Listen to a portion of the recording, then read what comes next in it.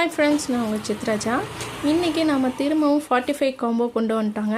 ஆனால் இந்த காம்போவில் கொஞ்சம் டிஃப்ரெண்ட்டாக இருக்கும். வாங்க இந்த காம்போவில் என்னென்ன இருக்குதுன்னு பார்க்கலாம். இந்த காம்போவில் பார்த்திங்கன்னா இந்த மாதிரி ஒரு போட்லி பேக் வருங்க, டிசைனர் போட்லி பேக்கு. கூடயே ஒரு அழகான மினி ட்ரே ஒன்று வருங்க.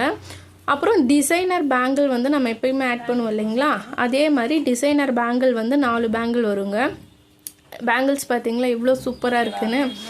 கூடயே பார்த்திங்கன்னா 2 சாக்லேட் வந்து ஆட் பண்ணியிருக்கோம் இது கூட.